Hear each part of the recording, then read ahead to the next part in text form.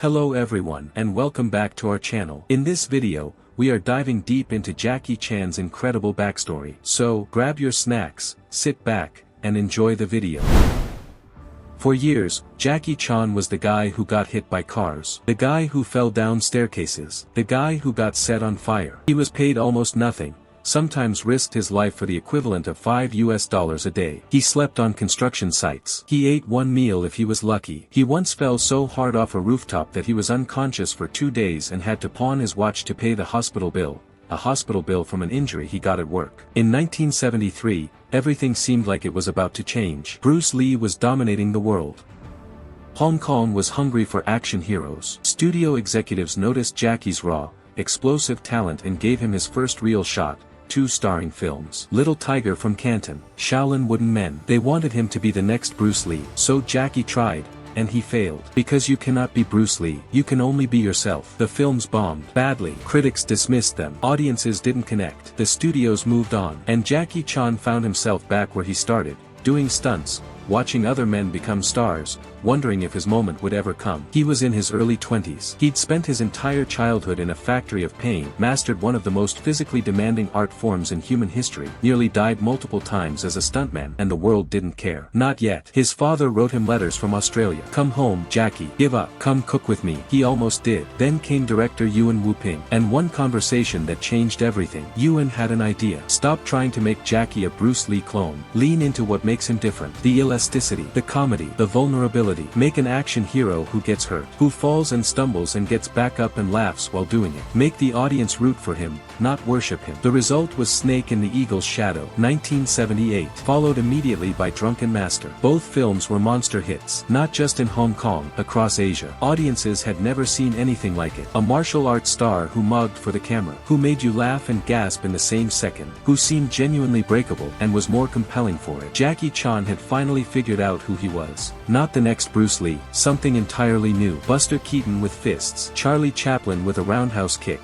A one-man action comedy revolution. Hollywood came calling in 1980. A film called The Big Brawl. Jackie was thrilled. He packed his bags, flew to Los Angeles, and promptly learned that Hollywood had no idea what to do with him. The film flopped in the United States badly. The studio edited out his best sequences, gave him flat dialogue, and forced him into a generic action template. They turned his greatest asset, his personality, into wallpaper. He went back to Hong Kong, and instead of being bitter, he got to work building something that Hollywood couldn't touch. A decade of films, Project A, Police Story, Wheels on Meals, Armor of God, Dragons Forever, that were simply without comparison. He was directing, he was producing, he was designing stunts that no Hollywood studio would ever because approve. Insurance companies and lawyers would have stopped them cold. He fell from an 85-foot clock tower. He slid down a pole between 2 buildings. He ran across the roof of a hovercraft. He jumped from a helicopter onto a moving train. All of it real. No CGI. No stunt doubles. Jackie Chan in the frame doing the thing. By the time Hollywood came calling again, this time with Rumble in the Bronx in 1995 and then Rush Hour in 1998, the world was finally ready. Rush Hour made $244 million on a $33 million budget. Jackie Chan, at 44 years old, was the biggest action star on earth. Here's what the posters don't tell you. Jackie Chan is, by virtually every account, one of the most generous people in the entertainment industry. He pays for his stuntmen's hospital bills out of his own pocket, a practice he started in the 1970s and has never stopped. He has donated hundreds of millions of dollars to charities,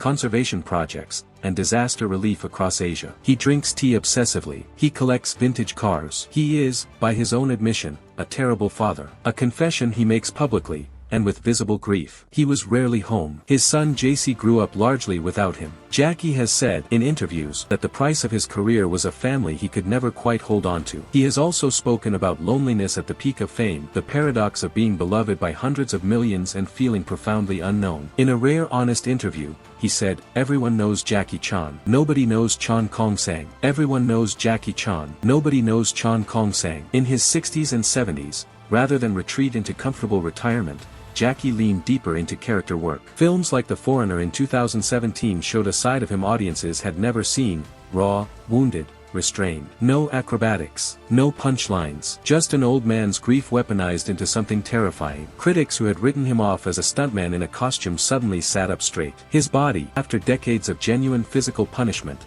is a catalogue of injury. He moves carefully now in ways he didn't in his 30s. But the discipline of a boy trained at 5 in the morning stays with you. He is still, in his early 70s, one of the hardest working people in any room he walks into. He also runs the Jackie Chan Charitable Foundation, has been a UNICEF Goodwill Ambassador, has built schools in earthquake-devastated regions of China, and has publicly pledged to donate the majority of his estimated $400 million fortune to charity upon his death, leaving only half to his son. If he's capable, he can make his own money, Jackie said. If he's not capable, then giving him money would only harm him. In 2016, Jackie Chan received an honorary Academy Award. He stood at the podium and cried. Not from happiness exactly, from something more complicated. From the weight of everything it had cost. The childhood he never had. The bones that had healed wrong. The nights he'd slept on construction sites in his 20s, wondering if it would ever be worth it. He held the Oscar and said, after 56 years in the film industry, finally, here is what Jackie Chan's story teaches us. And it's something more interesting than hustle culture would have you believe. It's not simply that he worked hard. Millions of people work hard and disappear into obscurity. What Jackie Chan did was something rarer. He refused to be who they told him to be. When the studios said, be Bruce Lee, he said no. When Hollywood said, be generic,